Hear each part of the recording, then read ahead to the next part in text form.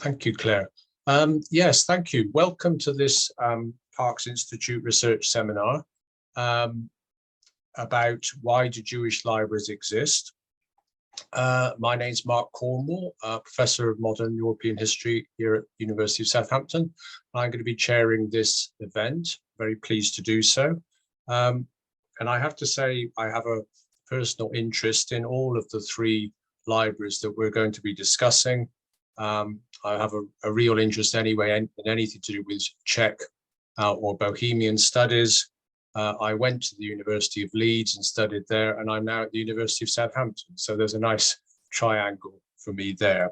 And we're going to use this seminar to think comparatively about the character, purpose, and impact of Jewish libraries or document collections in Britain or further afield, in fact. And we're going to ask, what are the long and short histories of these libraries? Also questions like, what do we learn from examining their holdings, past and present? And how far are these libraries or document collections historic artifacts, or are they a living resource? So the format for this is going to be, I'm going to ask each of the speakers to give a short talk. Then we're going to have a short comparative discussion, asking questions of the speakers, and then we shall go to a general question and answer session. So we shall be finished by about 7:30 UK time. When we come to the questions, you're very welcome to put up your hand to ask a question. You can also ask a question in the chat if you wish, and I shall try to keep an eye on that. So I'm just going to introduce our speakers, our four speakers, and we're going to start with Joshua Teplitsky, who is an associate professor and the Joseph Meyerhoff Chair in Modern Jewish History at the University of Pennsylvania. His book, which is entitled Prince of the Press, How One Collector Built History's Most Enduring and Remarkable Jewish Library, was published in 2019 to acclaim. It's won several prizes. For example, it won the 2020 Jordan Schnitzer Book Award of the Association for Jewish Studies. Joshua co-leads a digital humanities project called Footprints, Jewish Books Through Time and Place, which tracks the movement of Jewish books since the inception of print. He's now writing a book about a plague epidemic in 18th century Prague and its impact on Jewish social and cultural life in the city. Our next speakers are from the University of Southampton. Karen Robson is head of the Parkes Archive and Special Collections at the University of Southampton, responsible here for managing and preserving those archives and much else besides. Jenny Ruthven is a Special Collections librarian at the University of Southampton, so we shall be hearing a joint presentation from them. And our fourth speaker is Eva Frojmovic, who's Associate Professor at the University of Leeds and Director there of the Centre for Jewish Studies, which she helped to establish. Eva specializes in medieval art, Jewish-Christian relations, and Jewish museums and heritage. She's been a postdoctoral fellow at the Warburg Institute and has been teaching at the University of Leeds since 1995.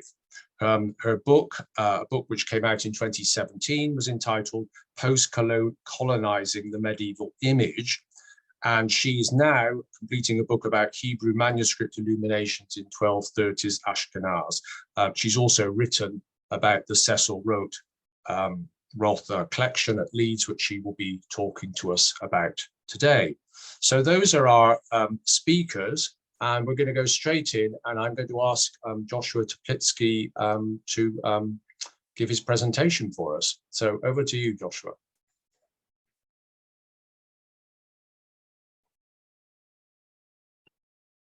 Thank you. Well, thank you, Mark, for that warm introduction. And I'd like to extend my thanks to Mark Cornwall and to Claire Lefaux for this lovely introduction to join you from across the Atlantic today. So good evening to you, good afternoon, good later at night for members of our participants who are joining us from all different places. And I'm particularly enthusiastic about the opportunity to learn from and in conversation with my colleagues who will be sharing their wisdom about different collections of libraries across time and places. I'll be speaking to you first about the collection of David Oppenheim of Prague. What's in a name? Before the modern era, there was no proper Hebrew word for library. The Hebrew word sifriya was coined only in the 19th century and found wider purchase only in the 20th. Scholars of the Middle Ages have noted that standing libraries were almost not at all institutional engines of bookmaking, but were rather constituted, collected, and kept by private individuals. The age of print altered important aspects of bookmaking, but collecting books remained the province of individuals, and with good reason. In the limited time that I have, I'd like to speak about the personal ambition, professional reputation, and social networks of a single collector who wished to possess every Jewish book produced up to and during his lifetime. His name was David Oppenheim. And over the course of his lifetime that spanned the second half of the 17th century and the first third of the 18th century, he collected some 4,500 printed books and 1,000 manuscripts, all relating to different aspects of Jewish life and literature. And to our great fortune, the collection exists in its entirety at the Bodleian Library at the University of Oxford to this day. My talk today will, I hope, be a relatively simple one. I'll begin by sketching the means by which such a collection came to be, and then offer 3 ways in which it was put to use: as a repository for consultation, a reservoir for new publications, and perhaps most importantly of all, as a source of political power amongst the Jewish communities of 18th century Europe. Oppenheim's collection was built, not coincidentally, at a moment in which the new science of bibliography began to take hold across Europe. The 17th century saw the rise of knowledge collecting in the service of political power. French kings and German nobles, as well as amateur Italian scientists and English gentlemen, produced collections of artifacts and books out of personal curiosity, but also as both tools and symbols of political power. This was in part fueled by Renaissance styles of learning, Mediterranean exchanges between Christian Europe and the Ottoman Empire, and encounters with the marvels of the New World that had focused renewed attention on collecting material as the basis for knowledge. The need for such assertion was particularly acute in the German lands of Central Europe. In the Holy Roman Empire, where 3 decades of conflict, the 30 Years' War, which lasted from 1618 to 1648, had upended alliances and destroyed economies. When the fighting subsided, emperors, electors, princes, and bishops undertook to rebuild and refashion their regimes. And in the absence of their pre-war creditors and fearing competition from other nobles, they turned to outsiders, in this case, Jews, who were prepared to take economic risk in exchange for opportunity. These risk takers belonged only to the wealthiest strata of German Jewry. Beneath them were numerous paupers and middle-class merchants. But this wealthy, tiny slice of German Jewry came in time to be known as a class of court Jews on account of the services they rendered to German noble retinues. The protagonist of our story for this moment, David Oppenheim, had the good fortune to be born into the most prestigious of these families, which included Samuel Oppenheimer, the court Jew to the emperor in Vienna, as well as financiers of lower rank, but still great significance to commercial life in other German entrepôts like Heidelberg, Frankfurt am Main, and Worms. This wealth and status enabled Oppenheim's family to afford every educational opportunity for their son's training in Jewish tradition and texts. And this education, in turn, fueled Oppenheim's collecting activities. He began his studies around the age of 4 at home in Worms with a tutor, and then engaged in significant travel across the Western Holy Roman Empire under rabbinic masters in Metz, Friedberg, and Landsberg, and what began at home soon flourished as he matured. When precisely his collection began, we cannot know. It likely started with gifts from parents, messages from tutors, and probably more importantly, with handwritten notes by the young man as a student. This growth of his collection, though, accelerated beginning in the year 1682, with his marriage at the young age of 17 to Genendel, daughter of Lefman Behrens, who was the court Jew of Hanover. And this event, this wedding, occasioned the receipt of books as gifts. In order to impose order upon the books he had already owned and this cascade of new acquisitions that entered his collection as gifts, Oppenheim took a notebook of a student that had belonged to him ever since about the age of 11, and repurposed its blank pages in order to produce a personal inventory. The notebook itself had been gifted to him in 1675 and had been a work of calendrical calculation. But as he collected more books, the notebook of a student became the accounting log of a collector. On the 63rd page of this blank volume, Oppenheim began to catalog his growing library. An introductory poem gives a sense of both Oppenheim's collecting mission and his literary prowess. An enduring component of his mature writing was his delight in allusion. And in fact, of all of the ego documents, of all of the personal texts that Oppenheim has left behind, this is really the only one in which he actually gives us a sense of the why of it all, of why he chose this collection. And still, it's quite vague and laconic. He simply tells us that he wishes to collect books to no end. This statement of intention was a playful allusion to Ecclesiastes 12:12, which reads, "And furthermore, my son, be admonished, of making many books there is no end, and much study is a weariness of the flesh." In its original context, the verse condemns the proliferation of knowledge and its bookish material as hopelessly unmanageable. But Oppenheim's youthful prose and his collector's energy inverted desperation into aspiration, and took it instead as instruction for a program of acquisition in action, a goal to make books endlessly rather than to worry that there was no end in sight. In producing an inventory of his collection, Oppenheim was sensitive both to the intellectual contents of the library and the social contacts that enabled their acquisition. And he thus cataloged all of the materials in his collection twice over. His catalog first organized all of the titles in alphabetical order, designating a blank page for each letter of the Hebrew alphabet, adding items to the list over time. He then created a second list to record the provenance of all of the books, paying attention to the source of the acquisition and the price he had paid for each, the location in which he acquired it, or the person who had given him the book gratis as a gift. The catalog thus represents the accumulation of books over time, rather than a single static snapshot, and it reveals a collection that numbered approximately 460 items at its last editing. At this time, a Judaica library in the late 17th century was quite small. Only about 2,000 titles existed in print. The catalog reveals the activities of vendors, scribes, and givers of gifts. And the catalog also shows us not only his own collecting activities, but the much smaller libraries of others. Apologize that my head is a bit in the way here, but I hope it will become clear in a moment. One of the major and important ways of building this library for Oppenheim was to buy other people's libraries, sometimes portions of their collections or sometimes collections in their entirety from the estates of former users, often from widows who survived the original owners, their husbands, and had greater need of liquid cash than the scholarly contents of books that belonged to a world of rabbinic scholarship from which they, as women, were formerly excluded.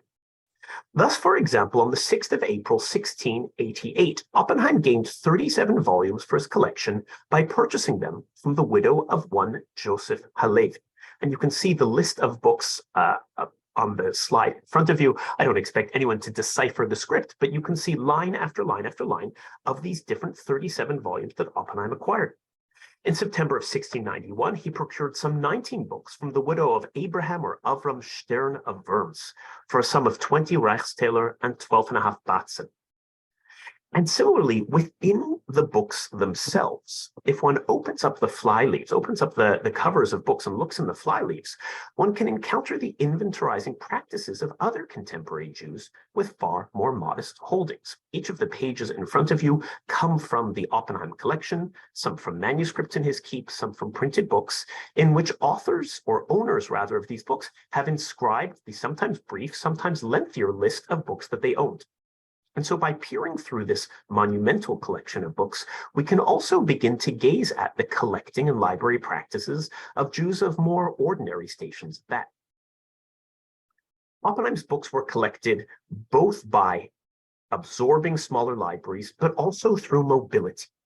Travel in person and by proxy through agents allowed him to reach ever wider book markets than those in his immediate vicinity, and to extend his reach to encompass the print matter that rolled off presses across Europe. One of the few opportunities to buy newly printed books came at the annual trade fairs in Frankfurt and Leipzig. These fairs were often a site of interaction between sellers and readers of Hebrew books, both Jewish and Christian, from across much of the continent. Still other books entered the collection in what we might call a more bespoke fashion, through special commission of scribes to copy manuscripts on Oppenheim's behalf. This was especially the case in Oppenheim's collection of mystical manuscripts, although it extended into the realm of science as well. One scribe by the name of Azriel of Krotoshen was especially important in reproducing texts for Oppenheim, and some 40 of the items in the collection bear traces of his touch. This scribe did more than merely copy texts. He also engaged in an act of what we might call Jewish cultural translation, as he transcribed works from a Sephardic or Mediterranean Jewish hand to an Ashkenazic or Central European hand on Oppenheim's behalf. Over the centuries, Jews had developed different styles of standardized handwriting with significant regional variation, and Oppenheim expressed and was well known for having a special preference for the handwriting of his native lands of Central Europe. His correspondents often mentioned their efforts to procure transcriptions in order to suit his needs. The library became increasingly important to Oppenheim as he gained professional stature. As he matured from a student to a scholar of independent standing, he gained and was elevated to different rabbinic positions. By 1691, he had received the prestigious post at the helm of the Jewish community of Nikolsburg, and then the entire regional association of the Jews of Moravia.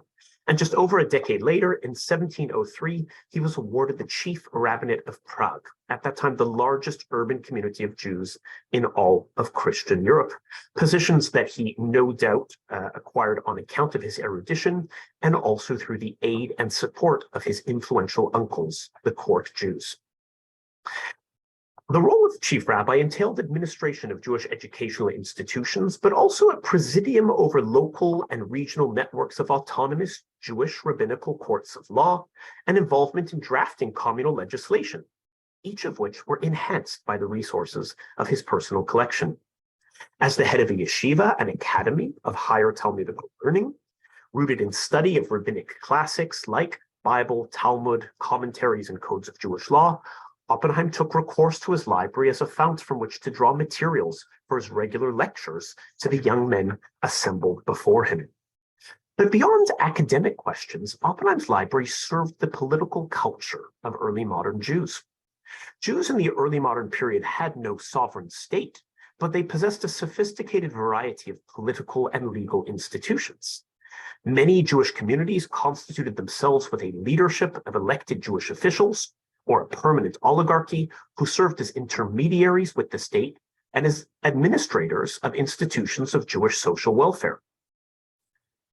These were predominantly not rabbinical, but rabbis played a role in this process, as they were often consulted for legal opinions in matters that were not, strictly speaking, either ritual or religious. Thus, in 1706, the Jewish communal elders of the Jewish community of Hildesheim took upon themselves the task of rewriting their civil statutes, or rather, they appealed to Oppenheim for aid in this task.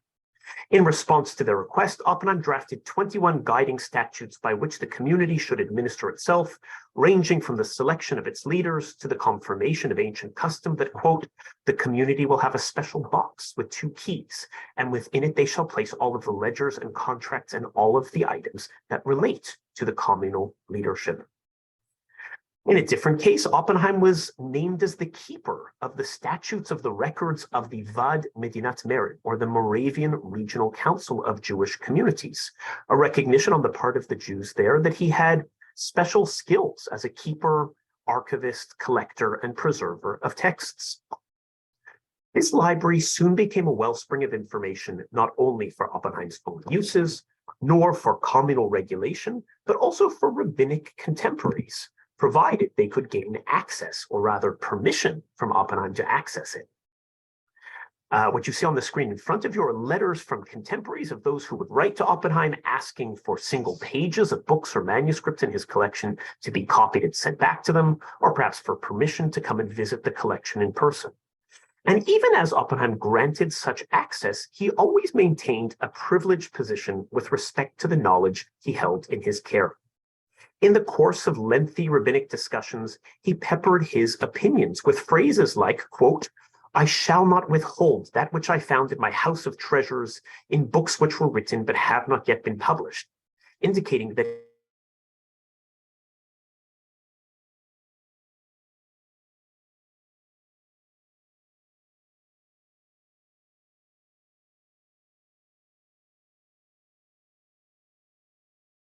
ever truly have existed at all, Oppenheim rendered his decision by referring obliquely to finding a quote-unquote ancient compendium in manuscript, which aided him in making his ruling in a way others could not.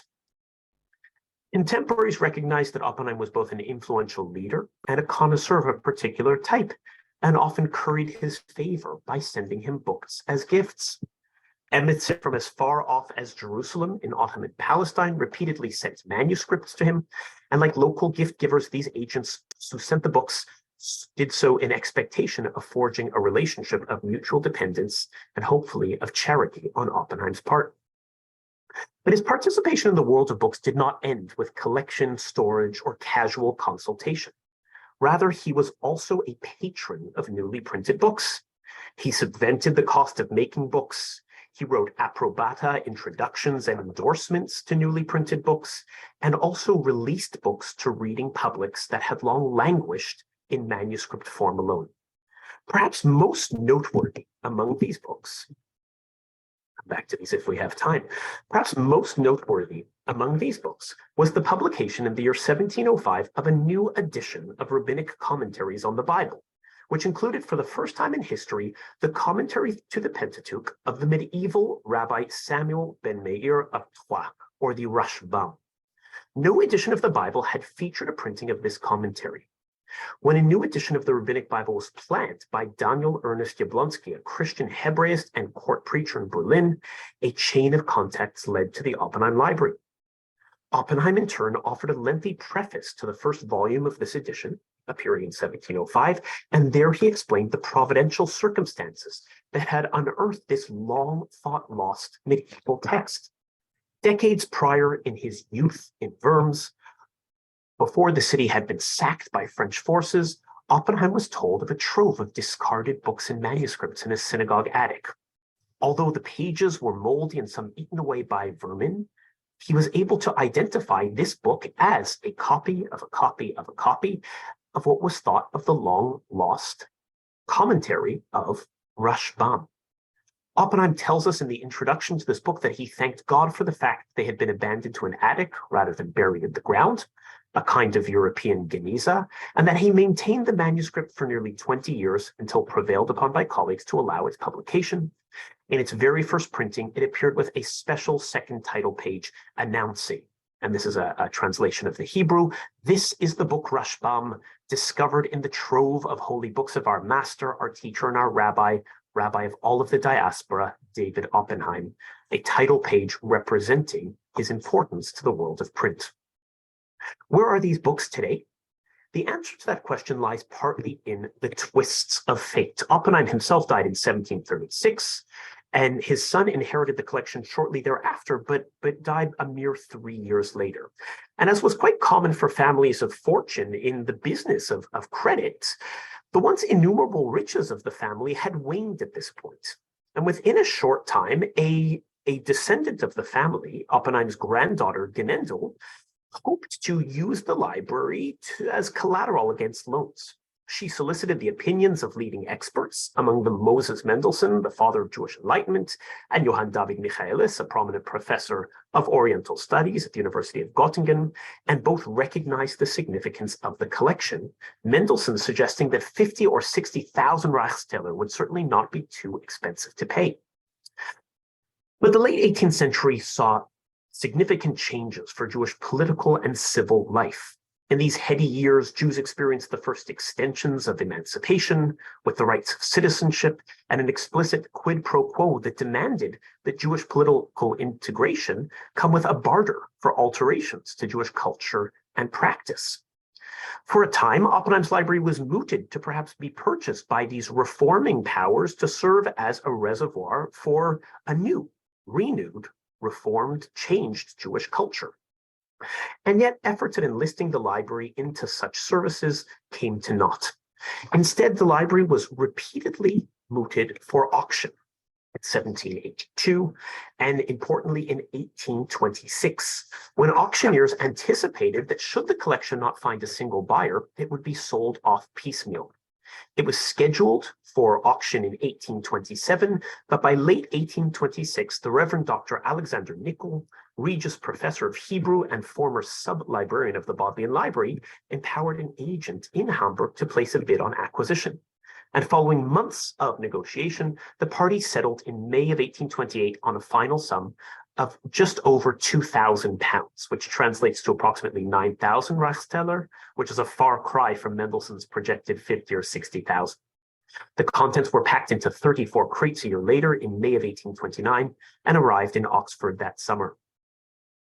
In his 1845 study zur Geschichte und Literatur, the great student of Jewish literature, Leopold Sunz, described the collection as, quote, belonging to the few memorials that Jews established and Christians preserved. And as late as 1930, one scholar complained that, quote, it cannot, with the best possible goodwill, be considered lucky for the library or for Jewish learning that fate had decreed Oxford to be the home of the Oppenheimer Library.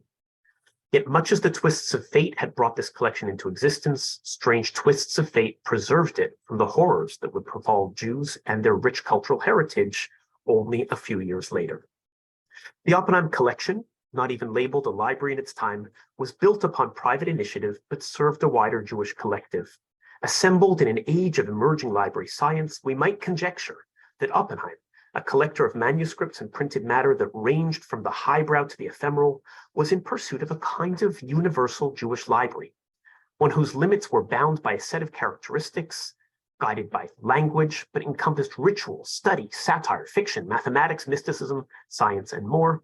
Not public, but never fully private, the library occupied a place in early modern Jewish thought, culture, and politics that made it and its owner important for 18th century Jewish history and the way we continue to understand that past today.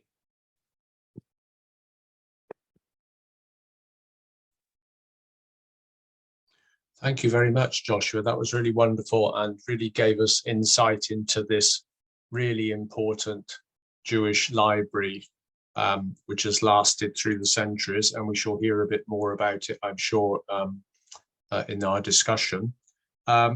Right, well, I think we're going to go straight on, and I'm going to turn to my colleagues at the University of Southampton, Karen and Jenny, who are going to introduce and say a little bit about the Parks archive and library, and we'll see what the comparisons are. So over to you, Jenny. Thank you. Yes, I'm Jenny Riven and I'm the Special Collections Librarian. So I'll talk a bit about the Parks Library and then Karen will talk about the archives. So the Parks Library has had 3 different homes and 3 separate identities. It began life in 1929 in a 16th century house in Geneva, moved in 1935 to a medieval manor house near Cambridge, and in 1964 it moved to Southampton University Library, and you can see its first 2 homes on the slide. During this time it's been a private library, a limited company and a special collection. Parks's motivation in establishing his collection is not in doubt. Despite being very much a collector and a book lover, he always described his library as that of a scholar and not a bibliophile. The books were tools for doing a job, and that was to fight anti-Semitism and to remove ignorance and prejudice about Jews and their history from the wider community. This commitment on Parkes's part is the more striking, given that the library owed its existence in part to chance. After studying theology at Oxford, in 1928, Parkes was working for the International Student Service in Geneva, running study conferences, dealing with, as he described it, sore spots in the body academic. A particular sore spot was that of anti-Semitism, and unable to find a Christian scholar to talk objectively about Jewish history or the contemporary situation, Parkes was given this task by the ISS. He began collecting books, seeking the advice of Jewish scholars, including that of Israel Mattock, rabbi of the Liberal Jewish Synagogue, and Herbert Lowe, reader in rabbinics at Cambridge. Parkes also relied on Jewish booksellers, notably Louis Lamb of Berlin and Nathanson in Paris. To Parkes, they were invaluable counsellors. He would sometimes tell me that the book I asked them for was not the one I wanted, because something else of which I had not heard was much better. In the early 1930s, Parkes was spending a term a year at Oxford working on his thesis, later published as The Conflict of the Church and Synagogue. In Geneva, he and his books were sought out by others, including refugee students, visiting professors, and Nazi spies. Gatherings were held in his attic flat, lit by candles, with books, according to Rabbi Morris Eisendrath, lining the walls up to the ceiling. Scattered here, there, and everywhere were books, books, books.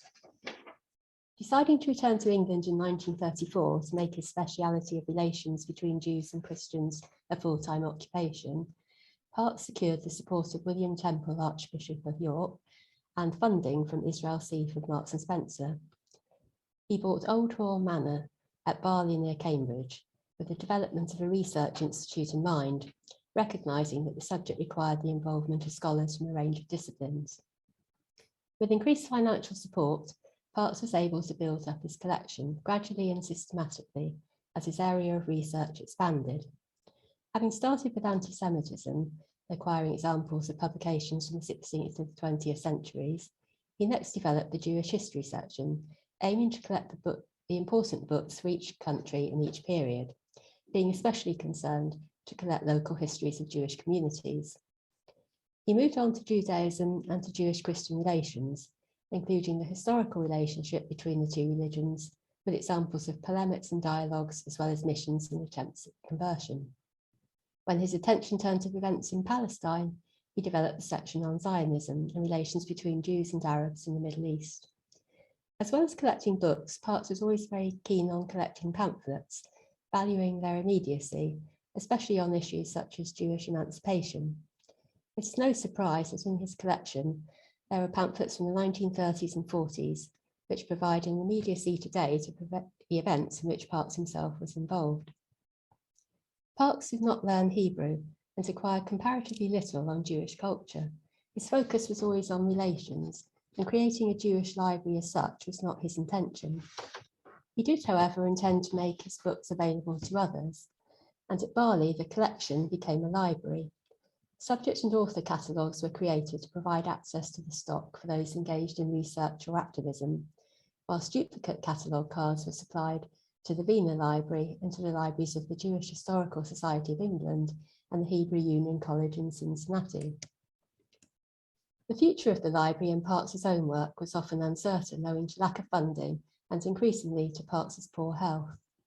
In 1956, with renewed support from Israel Seif, the Parkes Library Limited, a charitable company, came into being, its work directed by a board of governors. Ownership of Parkes' 5,000 books and pamphlets was transferred to the company, and much needed funding was raised at a dinner at the Savoy. As Parkes aged, the future of the library was debated. A proposal to merge the Parkes and Wiener libraries failed, each library being concerned about loss of identity and backing. Whilst Parkes' determination that the work associated with the library should continue, ruled out simply transferring the books to Cambridge or to UCL. That the Parkes Library came to Southampton owed something to chance. Ellis Taverner, a member of the geography department, proposed the solution whilst researching at Barley. Important to Parkes would have been the University Library's existing special collection of the books of his friend and advisor Claude Montefiore, a leader of liberal Judaism and former president of University College Southampton. The proposal met with the approval of Vice-Chancellor D.G. James, speaking with Parkes after the 1964 Montefiore lecture, and the university accepted the collection, agreeing to develop it and to maintain an academic post to promote its use. Today, the Parkes Library, arranged at Southampton as it had been at Barley, and supplemented by the addition of books from other collections, including that of the Institute for Jewish Policy Research, stands at around 30,000 books, complemented by a range of electronic resources. Its focus remains that of the relations of Jews with the communities in which they live. This unique aspect, together with Parkes' determination, Israel ceased funding, and the foresight of D.G. James, contributed to the survival of the Parkes Library, as does the work of the Parkes Institute today. And now I'll hand you over to Karen to talk about the archive collections. Thank you very much, Jenny. And I'm going to talk a little bit more about, as I say, the archive collections rather than the library. So as Jenny has noted, the arrival of the Parkes Library at Southampton in 1964 was a significant moment in the development of the library collections. In its turn, the presence of the Parkes Library and Archive at Southampton was one of the factors that led to the special collections collecting in the field of Jewish archives and developing into a major repository for this material. Today, Anglo-Jewish material represents one of the significant core collections areas within the archive acquisition policy and is an area in which we have considerable holdings. Parkes' own archive contains a mixture of personal papers, material relating to Parkes' work and life, and to the Parkes Library. It includes correspondence and working papers for publications by James Parkes under both his own name and the pseudonym of John Haddam, broadcasts, sermons, articles and reviews, correspondence with organisations and individuals, photographs of family and family correspondence, poetry and sketchbooks, and papers relating to the administration of the Parkes Library, both as an entity itself and as part of the University Southampton Library. It was transferred to Southampton over a number of years, during which time it was a living collection. This is reflected in the lists of material that were produced by Jeff Hampson, who was then Special Collections Librarian, in 1968 and in 1973. These mention not only material material at Southampton, but also material retained at Ewan Manor, but also material which were deemed current.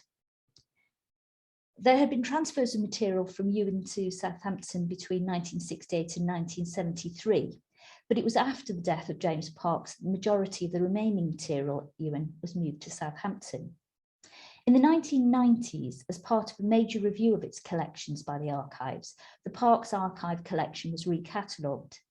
This new catalogue incorporated material originally held and listed as being at Ewan or as current files, and added quite a considerable amount of material that had not been included in the original arrangement of the archives nor catalogued previously. And it should be noted that some material was never returned from Ewan Minster, and it has not been possible to trace its whereabouts. The 1990s was also a decade that marked the significant shift in collecting of the special collections, kick-started in 1990 with the considerable holdings of collections of the Anglo-Jewish archives. The Jewish archive collections have continued to expand in the subsequent decades, paralleling the development of the research activities of the Parkes Institute. Composed of many hundreds of collections of papers, with material of individuals, organisations, and of families, the Anglo-Jewish Archives now is one of the largest Jewish archives in Western Europe. Themes covered within the material chime with Parkes' concern for interfaith relations, for activism and support for victims of intolerance. Southampton has also been successful in developing holdings with an awareness of the missing voices amongst the holdings, and in a way that counterbalances what has been described as a more conservative and elitist focus that originally formed the Anglo-Jewish archives. The development of the archive collections and the Parkes Library has been in parallel with the development of the International Research Centre envisaged by James Parkes. At the opening of the Parkes Library in 1965, the Deputy Vice-Chancellor announced the establishment of the Parkes Library Fellowship, a post intended to raise the profile of the collection and to help secure funding for the International Research Centre. Parkes had mentioned this idea of a research centre as far back as 1935. His ambition was finally realised in 1996, the year of his centenary, when the Parkes Centre for the Study of Jewish and Non-Jewish Relations was launched. 5 years later, the Parkes Institute was created and has established itself as a leading centre for teaching and research in Jewish and non-Jewish relations and continuing James Parkes's engagement work with the wider community. The Archives and Special Collections remain committed to collecting and curating the Jewish archives and the Parkes Library collection, preserving important resources for future research and continuing James Parkes's aim of promoting a means of creating a greater understanding of the Jewish community. Okay, thank you.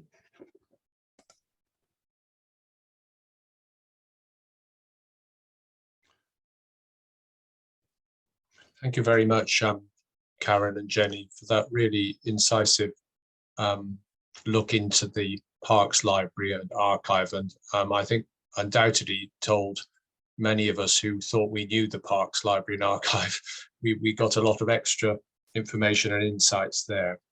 I'm going to pass now to our fourth speaker, Eva Frojmovic from University of Leeds, who's going to tell us about the Cecil Roth collection there.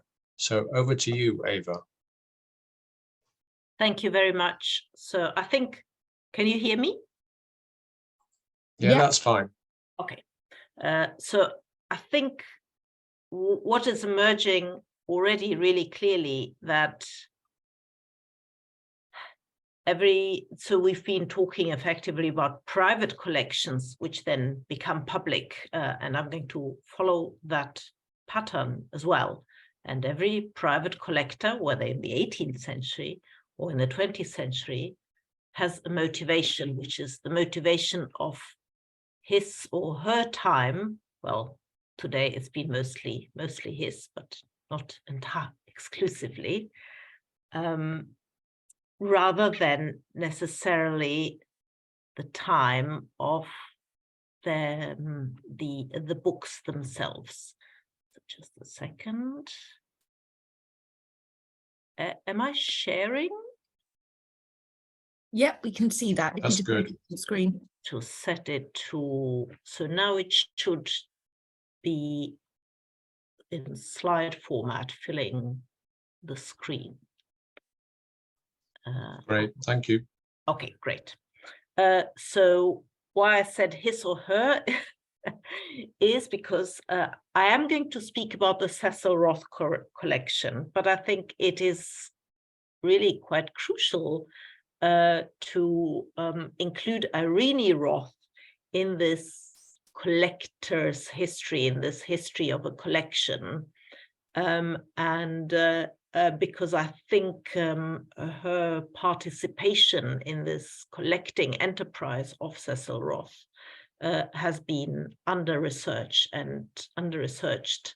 There's been a bit of an unfortunate tendency to reduce Cecil's wife Irene to the role of an inadequate biscuit baker, and I think that is due for a revision. So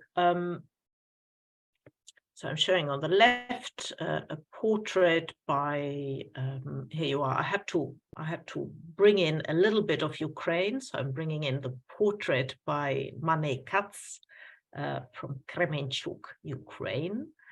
And I'm going to move on to, on the left, you can see one of the sort of the famous, shown always again and again, staged self-portrait at his home in Oxford, probably in the 50s. And the two sides, so in the middle is the window, and the two sides on the left, you can see a wall filled with Hanukkah lamps, which is very apt because Hanukkah is coming up in a couple of weeks' time. Whereas on the right, this is this black and white photo on the left side of the screen, you can see a bookshelf. And I think this double interest is very characteristic. Cecil Roth was able to bring the library and the Museum of Artifacts together, but after his death, they have been separated again. And so I'm speaking about the Cecil Roth collection of books and manuscripts, which is now in Leeds. But the other half is in Toronto. And my dream is that one day there will be a virtual online reunification of some sort. So who was Cecil Roth? He was a historian. He was also a popular author, which in those days, in his days, were a mark of opprobrium. That was a negative thing. Whereas now we have the concept of outreach, impact, and we are much more open to the historian who is able to write for a wide audience. Editor, so I'm just showing the blue sheaves, reams, volumes of the Encyclopedia Judaica, which is, his classic kind of editorial activity. And I'm going to say a few words about his work as an activist, and his collecting was inseparable from that. Now, I should be moving on. Right, so the collector. But his warmest and most infectious enthusiasm arose out of his extraordinary talent as a collector of books and manuscripts, drawings and paintings, regalia and bibelots. With his wife sharing these joys, their home radiated a quality all of its own, a museum come to life. So that's Chaim Raphael. And in parallel to his own collection, Cecil Roth was also instrumental, together with like-minded partners like Edgar Samuel, in founding the Jewish Museum in London, which you see here in a 1930, so in a photograph from the year of its opening, when it was situated within the premises of what was then Jews College Library. So this is another vision of the museum and the library united. But you see, it's quite a difficult combination to pull off in the long run. Right, I'm not going to talk about what Roth wrote himself about what he called Jewish junk. So he had a sense of humor when talking about miscellaneous Jewish junk, and just about enough space for my wife to be able to squeeze herself into the house when it is absolutely necessary. Of course, this was intended to be funny and must have been considered very funny by the people who heard him speak about it and who also knew his house, because his house, certainly in Oxford, was an open house. I have spoken to so many now older people who used to be students in Oxford, Jewish students, mostly men and mostly Orthodox Jewish, who were then young Orthodox Jewish men, who talked about Cecil and Irene's open afternoons on Shabbat afternoons in their house, and also the actual use of these precious objects, the Hanukkah lamps, the precious Esther scrolls that were actually used on Hanukkah and on Purim, and the Haggadah on Seder, etc., etc. So it was not a museum, it was alive. Now, the context that I'd like to establish is the rise of fascism and then Nazism in Europe, which I think puts Roth's collecting activity into quite a sort of an urgent kind of context. So here I've got on the left the rise of fascism in Italy, and I'm emphasizing Italy because Roth set out as an Italian historian doing his research in 1920s Italy between 1922 and 1924. And this is precisely the crucial time. In 1922, Mussolini became prime minister, and in 1925, Mussolini became, or rather made himself, dictator. And so this is precisely the period. Roth is there. He is not blind to these political upheavals. He sees what is happening. So that, that is one strand. Of course, 1925 is also an important year. It's the year in which the Hebrew University opens in Jerusalem. So, these historical developments are quite complex. But you can see that whereas his 1924, so 1922 first-class degree in modern history, so that's undergraduate, and then he goes on to do his PhD straight away. You could do that in those days. 1924, the thesis is the last Florentine Republic, not a Jewish topic. But immediately after that, concurrently, he writes Gli Ebrei a Firenze, the Jews in Florence, for actually an Italian Jewish publication. And then in French, but it's about a Judeo-Italian work, a Shabbat hymn or Shabbat song of the 16th century in Judeo-Italian. Judeo-Italian, this fascinating language of Italian transcribed in Hebrew letters. So he makes this transition straight away. So that's sort of this first parallel. This is the rise of fascism on one hand, and Roth's move into researching and writing about Jewish matters. And his research is accompanied by collecting. He is often writing about, wow, this unpublished manuscript, which, guess what, is in my own collection, right? So he is a scholar collector, somebody who doesn't have a lot of money, but who has a lot of discernment, who can see the rare, the unpublished, the unusual text or object, who acquires it and then writes about it in a scholarly fashion. So, okay, so that was the first bit. And the second kind of moment that I want to talk is about wartime, 1943, a bumper year of conferences. I'm being ironic, of course. Right, so all these conferences like the Casablanca conference and the Moscow conference, the Tehran conference, etc., trying to work out what the future of Europe is once, hopefully, Hitler and his associates are defeated.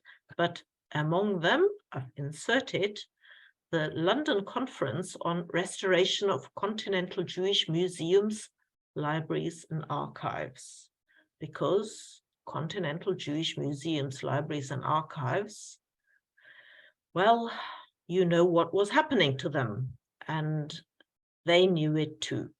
And so I don't have time to go into that, but the opening speech that Roth gave to this conference, which he basically organized together with the Jewish Historical Society and the, and other kind of and allied kind of military support, his opening speech was published. And he raises the supreme paradox, in this kind of sort of brought together institute for the research on the Jewish question. The Nazis have set up a kind of central library that the Jews have not managed to do. And he's sort of pushing it a little bit. but he's basically saying we need to think about what we want to do after the war.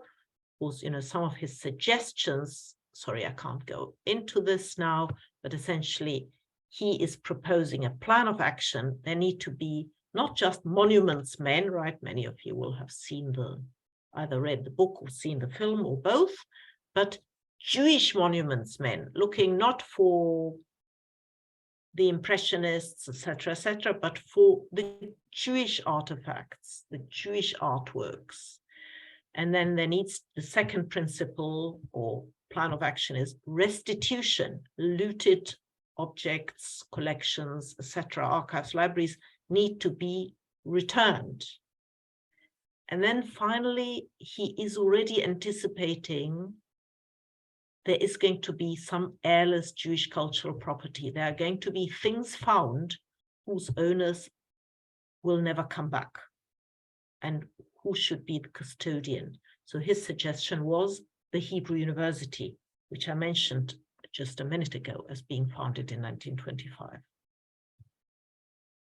Okay, so right, how am I doing on time, Mark? I now realize that in the slide mode, I can't see the clock.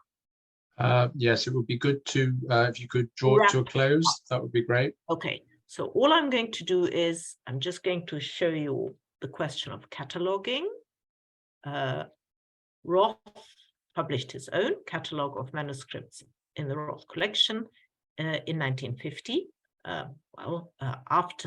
After that, so that was a catalogue of manuscripts. On the right, you can see the structure of it, but he didn't catalogue his early printed items, which were then compiled in 1994 by my former retired colleague Malcolm Davis, Roth collection pre-1850 books, let alone his working library, which is now catalogued as part of the University of Leeds, and the University of Leeds acquired the collection via Stanley Burton, who belonged to the Burton dynasty, as in Burton's menswear. People who grew up in Britain might be familiar with Burton's menswear, who were based up here in Leeds and Harrogate, and therefore patronized the University of Leeds very much in all sorts of ways, both library and artistically. And so that's how the library section came to Leeds. I'm going to stop sharing now. Sorry if this was too long, but Thank you very much, Ava. That was really wonderful, fascinating, and a really interesting comparison to thinking about the Parks collection particularly.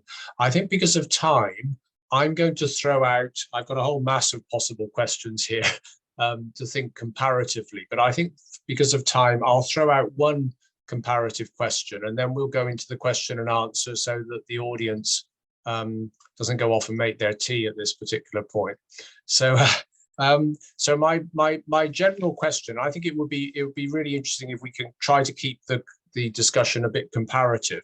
But my general question is to each of you about how you rate the importance of the library or the collection that you have.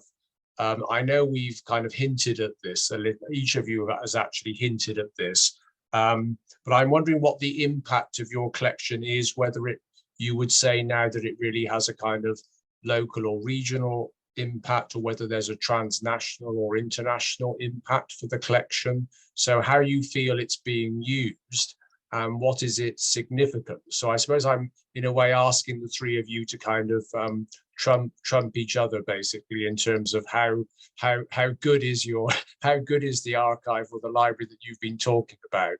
So shall we start with Joshua? Would you like to kind of try and see how you could handle that question? I'm going to try to answer this terribly unfair question. Lovely, thank you for asking it. I think perhaps rather than completely answering the question, I would issue something of a challenge to our audience and to our participants.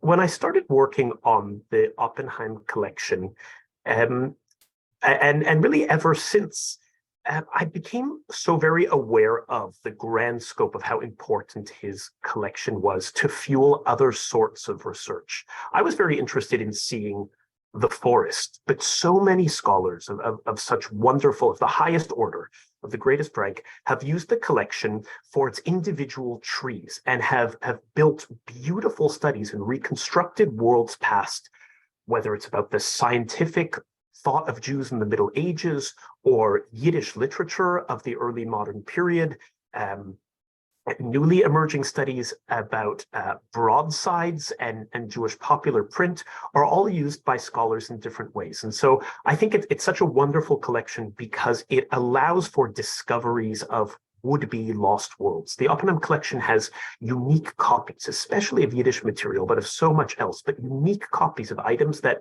were it not for the preservation of this collection, a world of literature that crosses gender divides, for example, would be lost to us. And it allows us to reconstruct much. And so the challenge that I would issue actually is for people to open up scholarly books that they have in their care and see if in the list of primary sources, if the shelf marks, any of them read OP, O-P-P. I think so many of us have had recourse to books of this nature, and so many of us have seen this code name, this shelf mark in the back, OPP, up, short for Oppenheim, without realizing the derivation of the word. And so I would invite a kind of crowdsourced answer to the question. Next time one looks at a list of references, if one sees up there, the answer is thanks to this man for preserving this collection.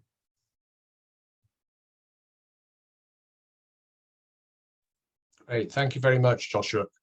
Karen, Jenny, would you like to take up the question about the significance of the, in a way you already answered it, but I think perhaps you might be able to throw some extras in about the significance of the collection. In some ways, I'd say that the collection is significant because of the way it's led to the development of the Parkes Institute and all the work that the Parkes Institute does. Obviously, it's one of the reasons we have such significant Jewish archival holdings here. And obviously, the archival resources provide an immense resource for all sorts of research and teaching and other sort of activities as well. So, I mean, it's significant in that way. But obviously, Parkes himself and his influence and the material that he collected, it's very nice to see it. There's a message in the chat about someone who says there are students at Southampton and him speaking to the Jewish Society. So his personal influence, but also the significance that Parkes himself has created through the material that he curated and collected over the years. So I don't know whether that necessarily answers your question, but it's a start anyway. Yeah, no, thank you very much. I mean, perhaps Ava could take it up as to, I mean, I don't know whether Ava, whether you're able to compare the Cecil Roth collection with the Parkes collection and what the Cecil Roth collection actually has in it, perhaps compared to some of these other libraries. Yeah, I'm not sure. I probably need to spend more time. The funny thing is there is a direct connection in that. You know, there's a portion of archival material relating to Cecil Roth that is in Southampton, but I probably would need to spend more time in the Parkes Library than I have done. So unfortunately, we're at opposite ends of the country, but I'll look into that. So, okay. I mean, you know, Oppenheim had a head start. So as Joshua says, unfair comparison. The thing is, Roth is both a latecomer because, you know, certainly the great public collections are formed in the 19th century, and he was not a rich man, right? So he is the gleaner who comes in the field, but he had a very, very particular set of interests. And things that fall outside those interests might sort of pop into there kind of by accident. He was somebody who, I would say, suffered from Sephardi envy, meaning he was an Ashkenazi Jew in England who would have much preferred to have been born Sephardi. And that led him to collect things that had to do, yes, that is very true.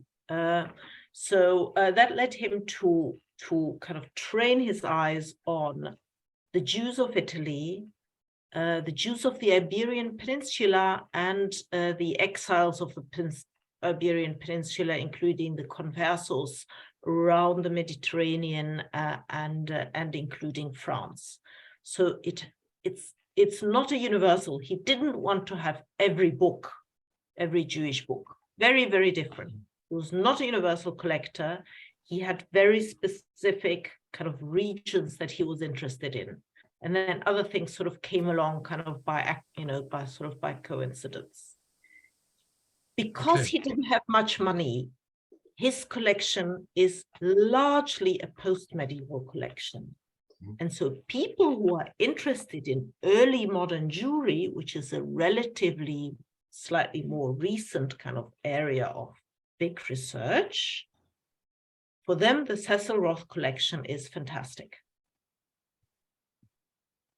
Right, thank you very much. That's really great. I am going to throw in another little comparative question, which was my second one, because I think it's something you could probably, the four of you can actually answer fairly quickly. And this is actually, because actually none of you specifically answered this, or you came close, all of you, to answering it. But I'm interested as to why these libraries are located where they are. And some of you kind of hinted at this, that it was by chance, or it was a bit deliberate. For example, why was Oxford University interested in this collection? That's my question to Joshua. The question for the Parks is, I wasn't absolutely clear about whether that, I think Jenny said it was really by chance that it just ended up, but I would imagine there must have been individuals perhaps who were bidding for this from elsewhere. And why was it that Southampton got its foot in the door? And for Ava, I suppose I wasn't quite clear why it did end up in Leeds and why some of it ended up in Toronto. So I think it's an interesting point, this, as to why, the migration of archives or libraries, why have they just come to be where they are? So Joshua, over to you. Thank you. It's a lovely question. I think in short, the answer is the collection went to the highest bidder. But of course, there's more to the story than that. In brief, over the course of the later 18th century and the earlier 19th century, plans were mooted for the collection to be picked up by different holders. In the middle of the French Revolution, when the idea was mooted to create a Westphalian consistory of Jews in the newly created Kingdom of Westphalia, ideas there were mooted that perhaps this would be a place where the library could serve as an instrument of Jewish regeneration. And I think in no small part, Oxford's win of the library has to do with the fact that, as Eva had already pointed out, older does give a head start. And so Oxford University's vast resources did allow it to serve as a bidder, or the highest bidder in this case. And I do think it's also important to harken back to Eva's earlier point about the 19th century as a monumental age of collecting at that.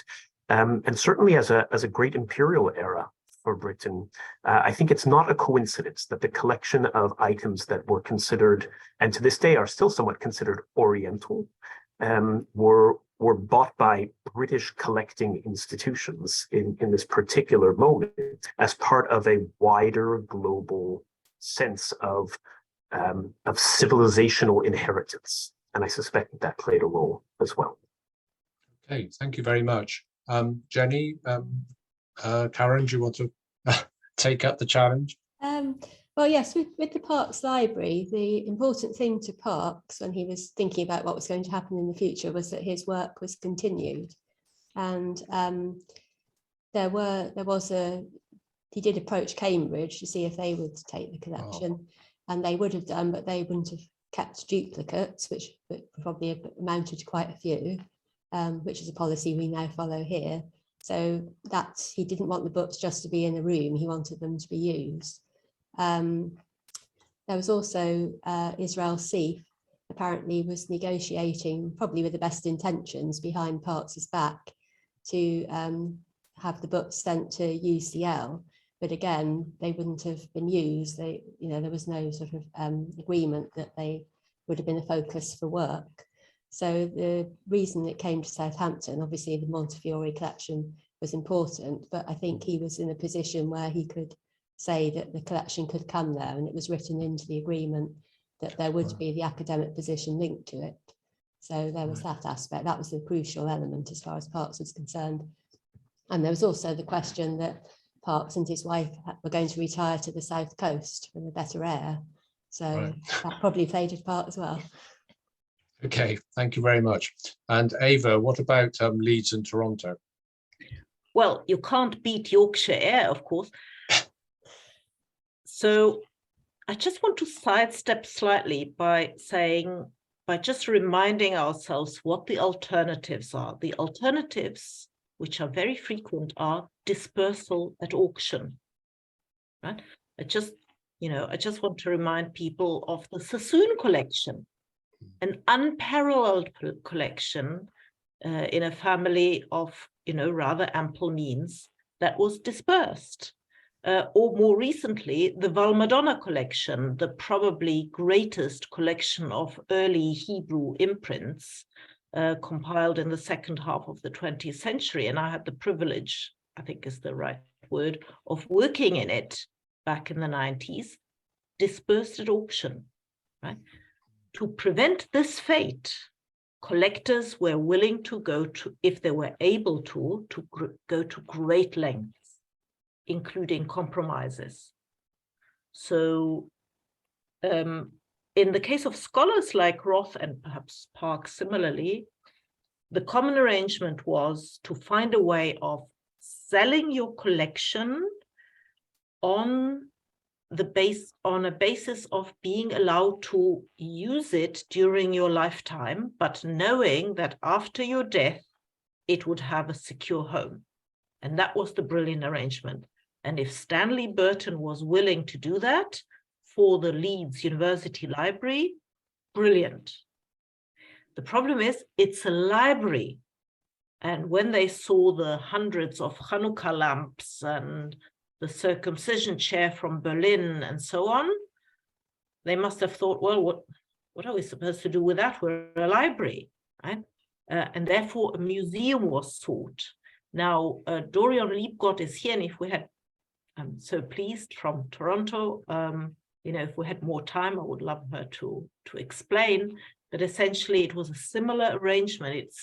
It's like diplomacy is the art of that which is possible, to find somebody, and in this case, a synagogue in Toronto was building up a museum. That was a thing that ambitious synagogues did in those days, in the 60s, and then slightly later on. Then later on, this, the maintenance of a museum becomes a liability because priorities change, communities shrink, you need to invest more in your youth, all sorts of things. So the private collections are very fragile things and are in great danger, even when they seem to be safe. I understand that the Toronto Roth collection that was attached to Bet Tzedek, the synagogue Bet Tzedek, is now going to be transferred into a public collection, which is a wonderful thing, because the alternative is what happened with Jews College. We need money, we're going to auction off 20 of our most precious books. Nobody wants that to happen. Right, thank you very much. I want to throw it open to our audience, so perhaps we could gather a few questions and then come back to the four speakers. Please just put your hand up if you'd like to ask a question. Hazel. I think you're muted. You might have to unmute yourself. Hello, I'm Hazel Dakers, formerly a librarian, but here through JGSGB. I've been sitting wondering as both Parkes and Roth were influenced in their collecting by the rise of anti-Semitism, along with fascism, etc. There's another rise of anti-Semitism going on now.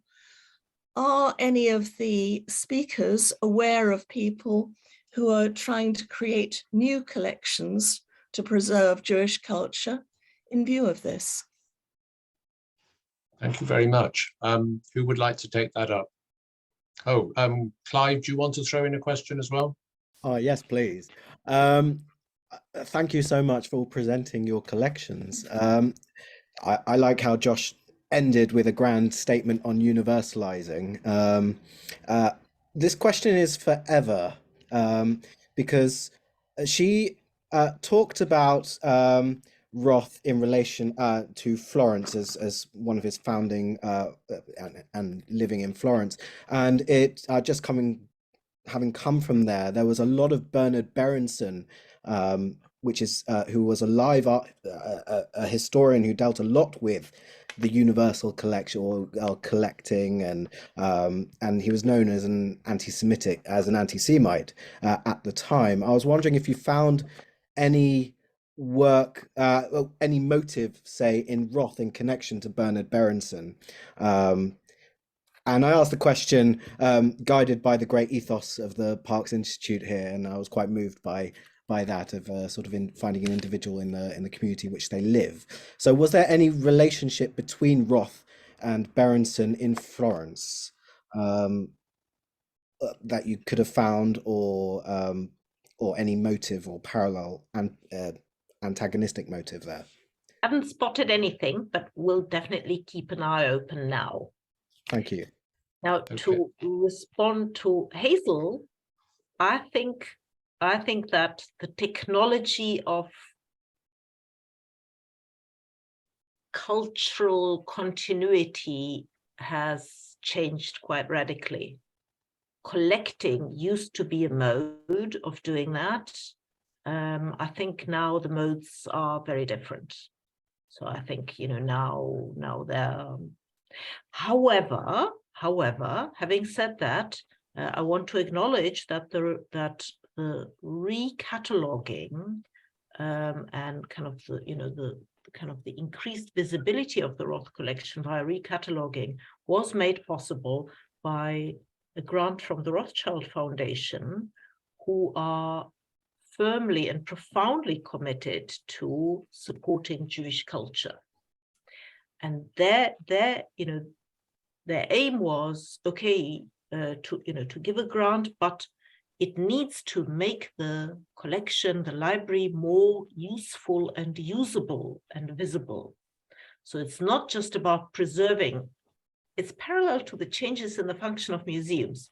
Museums used to be something where you can lock things up safely. Now it's all about community engagement. So the way in which culture is preserved or transmitted have changed so much, and and the modes and the technologies have changed as well. I'll stop here. Thank you very much. Jenny, Karen, do you want to pick this up? I can pick it up from a slightly more archival point of view, just to continue talking about the Rothschilds and the support they give to all aspects of Jewish culture. And one of the things they've done recently is support a pan-European initiative, which is called Yerusha, which is actually making available online resources from many institutions all across Europe relating to Jewish archives. So that in a sense, that's bringing together lots of material that probably does address anti-Semitism as well as all sorts of aspects of Jewish culture across Europe. If you just Google Yerusha, it will take you to the site, and it's hosted by the National Library of Israel. It's a very, very good resource, and we have contributed to that, and I don't just say it for that reason. It is a very, very good resource. Right, thank you very much. Joshua. All I can do is nod my head in agreement, especially in particular with Eva's response to Hazel's question. The question is such an interesting one because it forces us to think about different media responses over time and how Jews in various configurations and various contexts have thought about the ideal medial ways to combat anti-Semitism. Eva's point is so very well taken that different media moments, perspicacious Jews pick up on different media moments in order to do their best to engage with particular forms of communication. And certainly we are living in an absolutely digital age, in a Twitter age, in a social media age that calls for different tools. Much as anti-Semitism is disseminated, is elevated in these medial forms, it would seem that a path to dealing with them would require a similar fighting of fire with fire. Thank you very much. Yes, anyone, right, Ranon Kutsov, yes. I think you're muted at the moment. Yes, thank you. My question is why all the speakers expressed place a substantial value on keeping collections together, and that it would be sort of tragic for the collections to be separated, books to be separated. Why is that? Is there more than just nostalgia here? After all, these books were not created together. They were not a single unit at any point, except when a particular person happened to collect them. And for instance, Cecil Roth collected only those things that he, in particular, he was personally interested in those things. Why should that? What is the value of keeping those collections together? That's my question. Great, thank you very much. Who would like to take that up?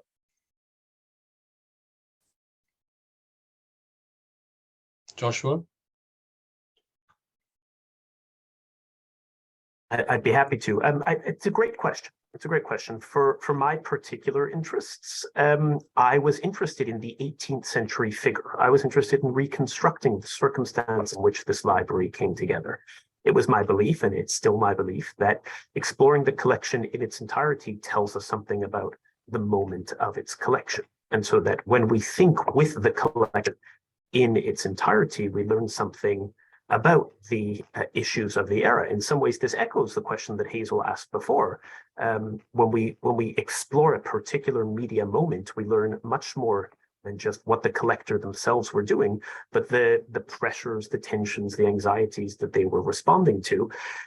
For people who are out there, I would also recommend perhaps reading The Beautiful Theory of Collection, articulated by the great German Jewish thinker Walter Benjamin, whose moving essay, Unpacking My Library, talks about the essence of collecting and how for a collector, all of the pieces of a collection come together as one. They have a symbolic and emotional and a historical meaning that tell us something about time and place in a distinct fashion than the printing or publishing or copying history of any single item in the collection at that.